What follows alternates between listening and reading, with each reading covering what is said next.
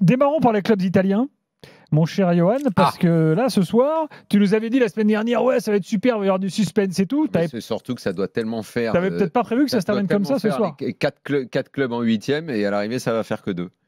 Ouais, puis attends, Daniel, la Juve n'est pas qualifiée encore, hein, oui, parce que après ce soir, avec un but d'avance, tu n'es pas forcément très loin. Exactement. Vous voulez commencer par lequel? Attendez, quel est le pire en fait? Parlons de Milan parce qu'on s'est déjà un peu chauffé cet après, on en a pas mal parlé ensemble déjà, donc continuons parce que c'était terrible ce match.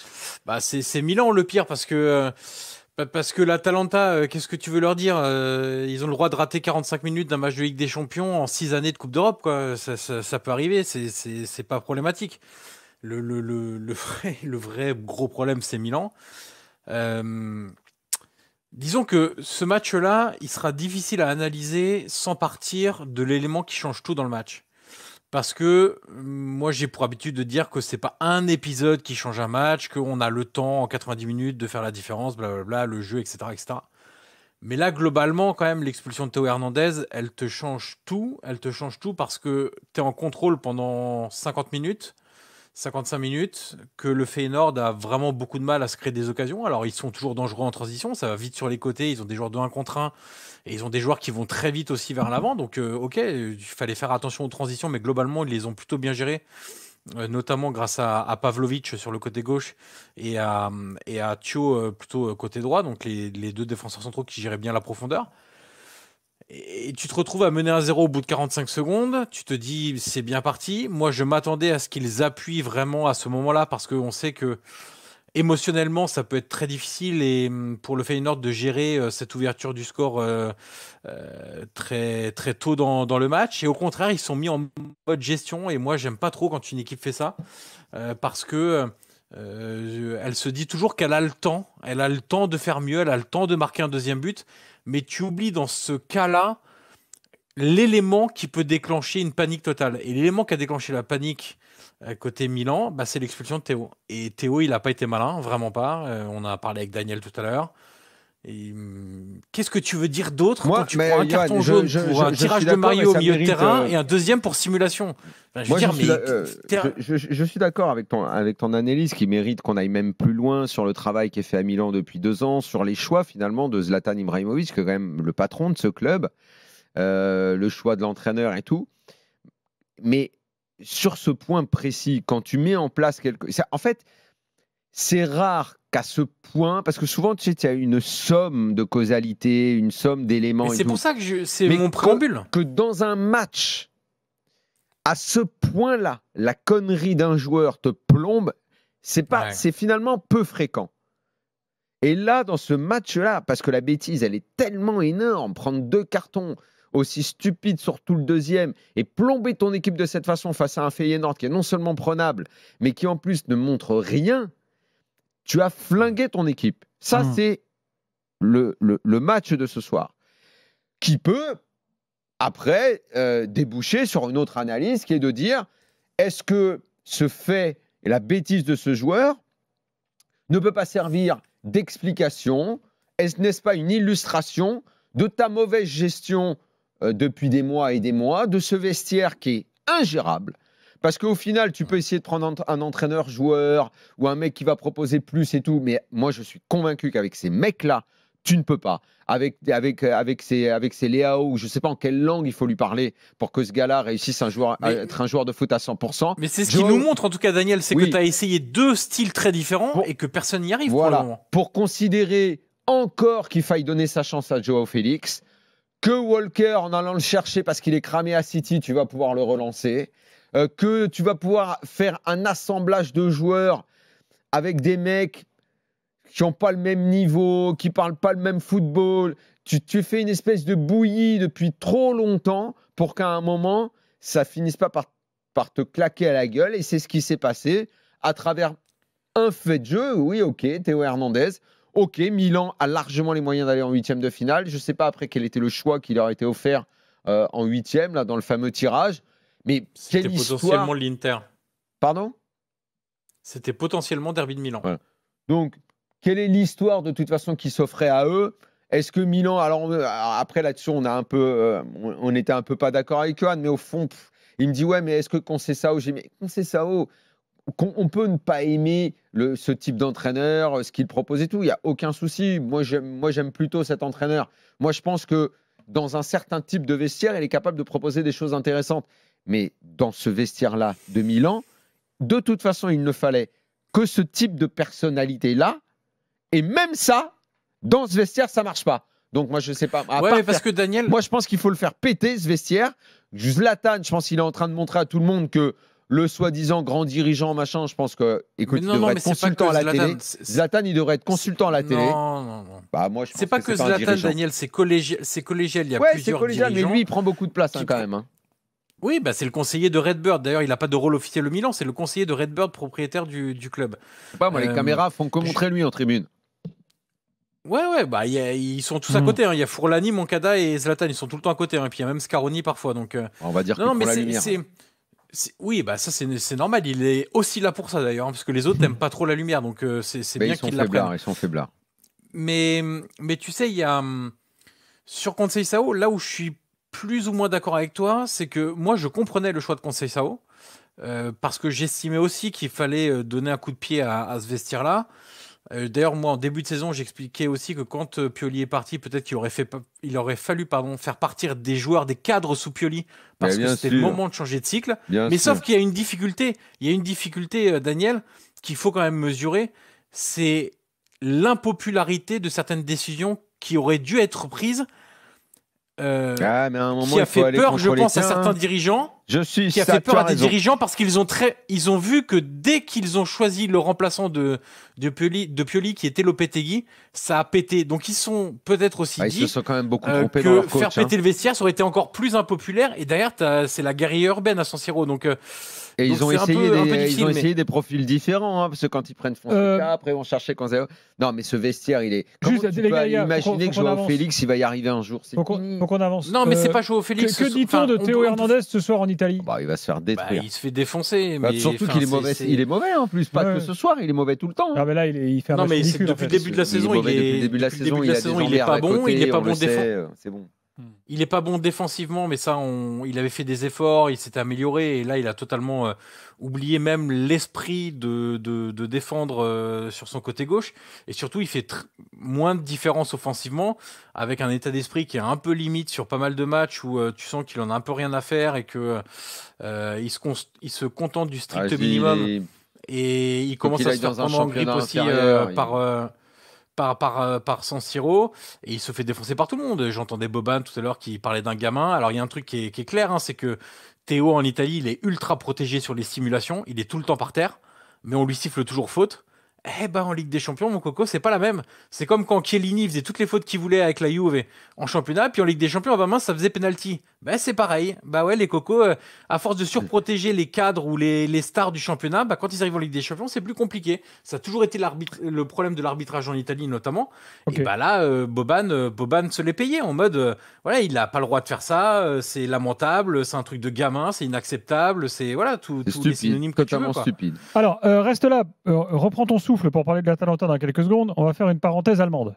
Parce que le Bayern, alors, vous allez me dire, il y aurait eu une prolongation si le Bayern n'avait pas égalisé dans les dernières secondes. Peut-être que le Bayern aurait éclaté le Celtic en prolongation. Mais enfin, tout de même, on va dire que ce n'est pas du grand Bayern ce soir face à un Celtic qui, a priori, c'est plutôt du chapeau 3 à l'échelle de l'Europe, Polo. Oui, en fait, il y a une seule chose à retenir ce soir, si on ne veut pas faire de polémique, c'est la qualification du Bayern Munich.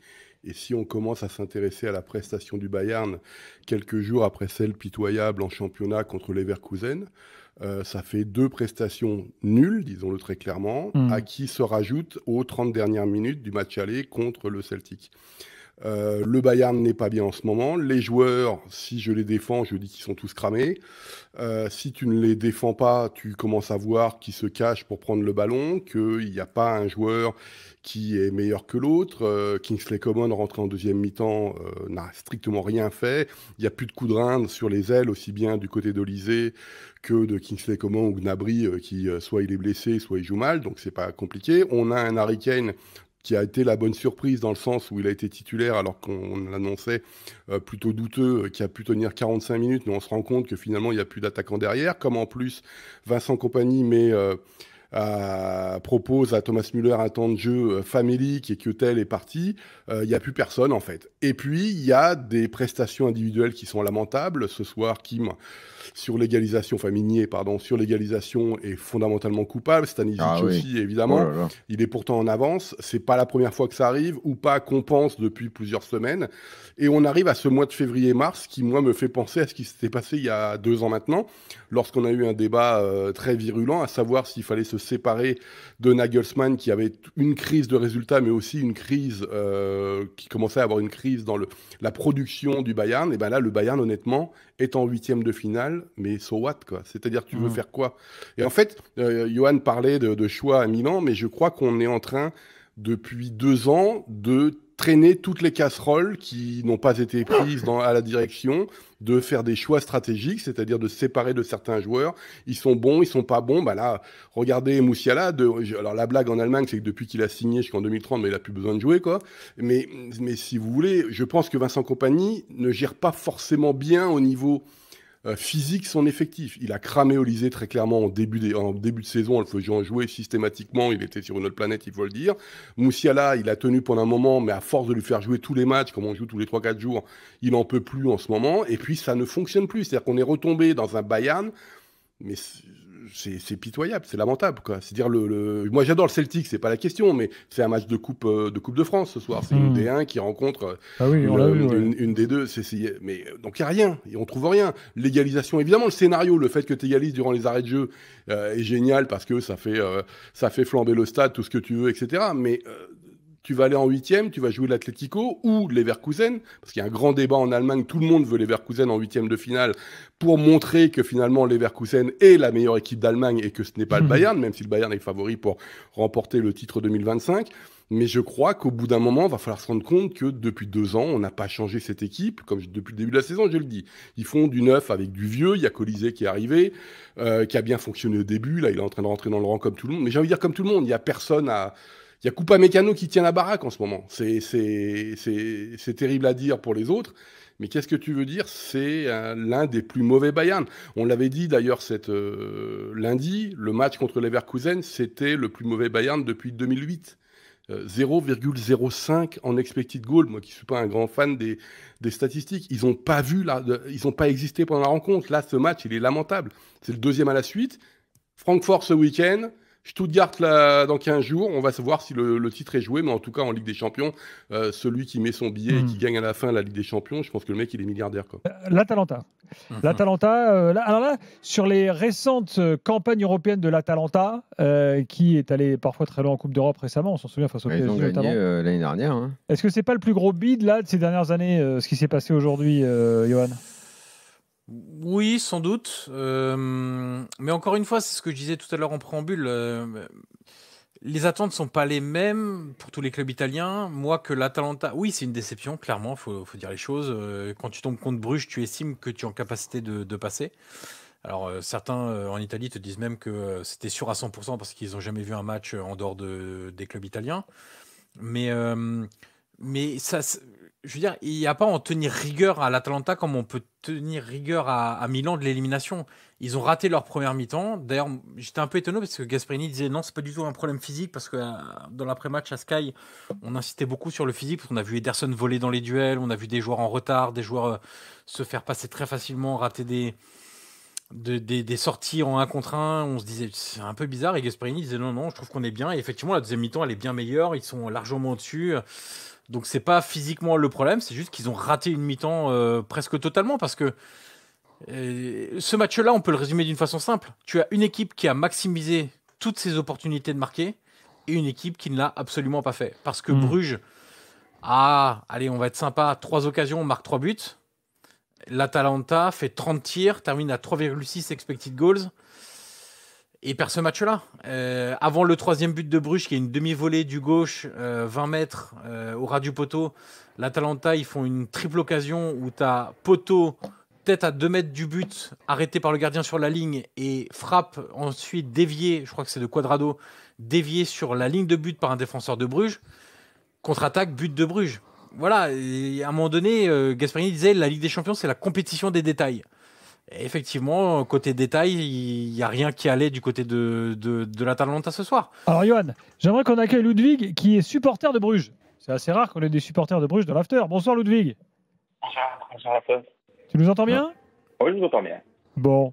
Un club belge à ce niveau de la compétition, ça faisait longtemps, non? Ah oui, j'ai pas de souvenir, donc très très longtemps. Les années 90 peut-être, début des années 90. Les années 90, comme on dit en Belgique. En effet, sans doute. C'est ça, on se souvient de la double confrontation contre l'OM et de ce qui s'était passé notamment dans ce match, mais on n'en parlera pas. Est-ce que tu as été surpris par ce qui s'est passé ce soir? Est-ce que Bruges a surperformé? Enfin, toi, en tant que supporter, là, qu'est-ce que tu peux nous dire? Performer, je sais pas, ils ont été efficaces, ils ont regagné l'efficacité qu'ils n'avaient pas eu en phase de ligue. Quand on regarde le match contre le Milan, à Milan, je pense que ça doit être 0-1 ou 0-2 pour Bruges à mi-temps, ils l'ont pas fait. Contre Dortmund à domicile, c'est la même chose, ça doit être 1 ou 2-0, finalement on a débattu 0-3. Donc ils ont eu l'efficacité qu'ils n'ont pas eu les autres matchs, ça c'est clair. S'il y a un ou deux joueurs que tu voudrais citer ce soir, là, qui t'ont particulièrement plu, ce serait qui?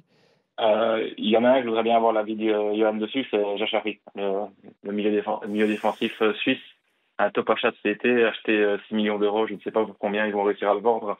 Mais pour moi, c'est un gros potentiel. Et on peut citer un deuxième, le double buteur aujourd'hui, Talbi, qui l'an passé joue encore des deux Belges. Donc, Effectivement, c'est des belles réussites. Mais il y a plein de bons joueurs, évidemment. Il y a Chari, Talbi. Moi, j'aime beaucoup De Kuiper à gauche, Seyss à droite aussi, qui a un pied gauche, qui joue arrière droit et qui vient beaucoup à l'intérieur du jeu. Il me fait penser un peu à Cambiaso côté Juve et très très très intelligent. Et puis il y a Van Aken. Moi, ce mec-là me régale parce que c'est un mec qui devrait même pas jouer dans le football d'aujourd'hui parce qu'il est lent comme pas possible, mais il a des mains à la place du pied et il trouve des lignes de passe assez incroyables à l'aller au retour. Il fait très mal à l'Atalanta par sa capacité à trouver la verticalité dans une justesse technique incroyable. Il y a plein de bons joueurs à Bruges. C'est pour ça que moi, les Italiens qui me disent... Oui, j'étais déjà en 8e il y a 2 ans, hein, je le précise. Ouais, et c'est pour ça que moi, quand j'entends en Italie, ouais, c'est bon, l'Atalanta, c'est top contre Bruges, ça va passer sans problème. Les gars, regardez les matchs, il y a plein de bons joueurs. Et il y a beaucoup de joueurs qui sont 2004, 2005, 2006 dans cette équipe-là, donc ils sont très jeunes. Et ils sont très jeunes, ils ont beaucoup d'énergie, ils vont très vite, ils prennent bien les espaces, ils se projettent tous à fond, ils reviennent tous défendre à fond. Et oui, ils ont maximisé leurs occasions, ça c'est clair.